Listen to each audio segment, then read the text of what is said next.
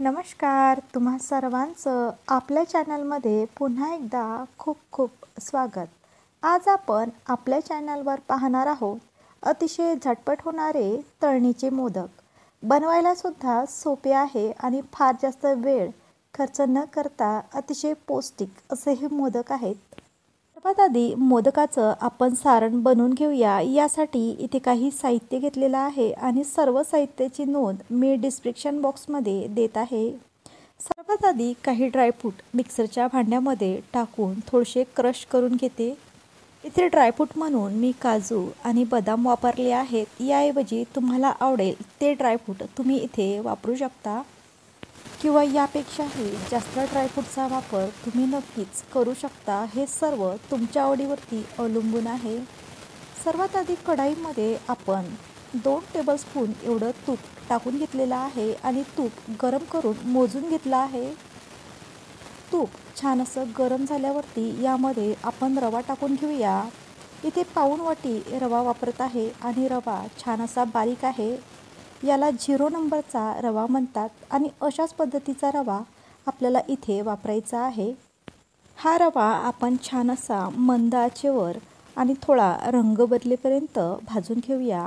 रवा भाजत असताना एक गोष्ट नेहमी लक्षात ठेवायची की रवा भाजण्यासाठी कढाई शक्यतोवर जाड तळाची आपल्याला घ्यायची आहे. यामुळे रवा करपत नाही आणि सर्व बाजूंनी एकसारखा भाजला जातो. 5 मिनटं झालेली आहेत. आता यामध्ये आपण खोबरं किस टाकलेलं आहे. खोबरं किससुद्धा आपण हलकंसं भाजून घेऊया. अगदी 2 मिनटं.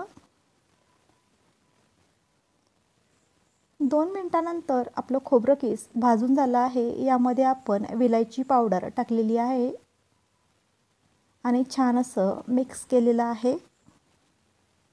आता यामध्ये आपण क्रश केलेले ड्रायफ्रूटसुद्धा टाकून घेऊया. ड्रायफ्रूट टाकल्यानंतर पुन्हा एकदा छान असं मिक्स केलेलं आहे. आता यामध्ये आपण 1 वाटी पिठी साखर टाकून घेऊया. साखर तुम्ही तुमच्या आवडीनुसार कमी जास्त करू शकता. साखर छान अशी मिक्स झाल्यानंतर यामध्ये आपण अर्धी वाटी एवढं दूध टाकून घेतलं आहे आणि पुन्हा एकदा छान असं मिक्स केलं. गॅसची पॉवर बंद केली आहे. फक्त दूध या मिश्रणामध्ये छान असं मिक्स होईपर्यंत आपण गॅस सुरू ठेवलेला होता. आता गॅस बंद आहे आणि हे मिश्रण छान असं थंड करून घेऊया. आपलं मिश्रण छान असं थंड होत आहे तोपर्यंत आपण मोदक बनवण्यासाठी रवासुद्धा मळून घेऊया. इथे 1 वाटी गव्हाची कणिक घेतली आहे आणि ही कणिक गाळून घेतली. आता यामध्ये आपण रवासुद्धा घालून घेऊ. इथे अर्धी वाटी रवा वापरत आहे. जेव्हा आपण मोदकामध्ये रवा वापरतो तेव्हा हे मोदक अजिबातही तेलकट होत नाही आणि छान असे खुसखुशीत मोदक तयार होतात.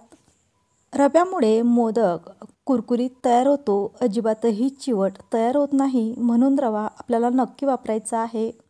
यामध्ये 1 टेबलस्पून कडकडीत गरम केलेलं तूप टाकलेलं आहे आणि हे तूप या रव्याला छान असं चोळून घेतलं.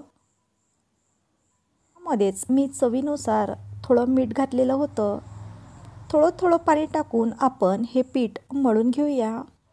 फार जास्त घट्ट हे पीठ मळायचं नाही कारण यामध्ये आपण रवा वापरला आहे. यामुळे थोडंसं हे पीठ आपल्याला मऊच मळून घ्यायचं आहे.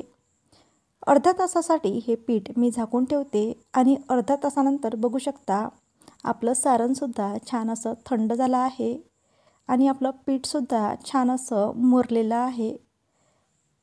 आता यापासून आपण मोदक बनवूया. पीठ हलकंसं कोरडं वाटत होतं म्हणून मी थोडं पाणी लावून मळून घेते. 1 मिनटं. 1 मिनटं झालेला आहे. आता या पिठाच्या गोळ्यापासून आपण छोटे छोटे गोळे तयार करून घेऊ मोदक बनवण्यासाठी. मोदक तुम्हाला आकाराने मोठा हवा की छोटा हवा त्यानुसार हे गोळे तुम्हाला बनवून घ्यायचे आहे. इथे मी छोटेच गोळे बनवून घेत आहे. यामधला एक छोटा गोळा घेऊन त्याला गोल गोल आकार दिला आहे आणि याची एक छोटीशी पारी आपण लाटून घेऊ. बघू शकता अशा पद्धतीने आपण इथे ही पारी लाटलेली आहे. फार जास्त जाड नाही किंवा फार जास्त पातळ नाही. पारीच्या मध्यभागी आपल्याला सारण ठेवायचं आहे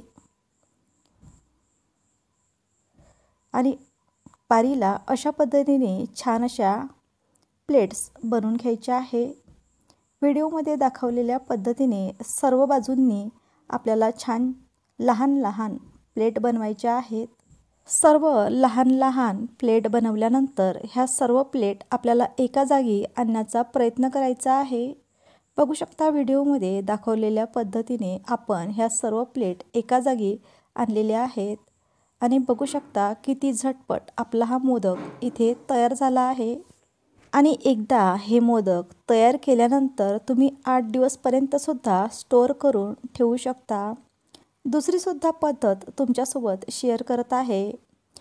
पारी लाटल्यानंतर डायरेक्ट आपण प्लेट केलेल्या आहेत आणि नंतर मध्यभागी आपण सारण ठेवून घेऊया. आवडीप्रमाणे सारण यामध्ये भरलेलं आहे आणि पुन्हा एकदा सर्व कडा आपल्याला एका जागी आणून घ्यायची आहे. आणि ही सुद्धा पद्धत अतिशय साधी आणि सोपी आहे. तुम्हाला सोपी वाटेल ती पद्धत तुम्ही मोदक बनवण्यासाठी वापरू शकता. अशा पद्धतीने इथे हे मोदक मी तयार केले. गॅसवरती कढईमध्ये तेल गरम होण्यासाठी ठेवलेलं होतं आणि तेल छान असं गरम आहे. आता गरम तेलामध्ये आपण हे सर्व मोदक तळून घेऊया. छान असे हे मोदक आपण इथे तळून घेऊया. मोदकामध्ये आपण रवा वापरलेला आहे आणि आवरणामध्ये सुद्धा आपण रवा वापरलेला आहे. यामुळे हे मोदक अजिबातही तेलकट होत नाही. छान आणि खुशखुशीत असे हे मोदक आपले तयार होतात. मग हे मोदक तुम्ही एकदा गणपती बाप्पांसाठी नक्कीच बनवून बघा. सर्वांना खरंच खूप जास्त आवडतील. आणि हा व्हिडिओ तुम्हाला छान वाटला असेल तर लाईक करा, शेअर करा आणि आपल्या चॅनलला सबस्क्राईब केलं नसेल तर सबस्क्राईब करा.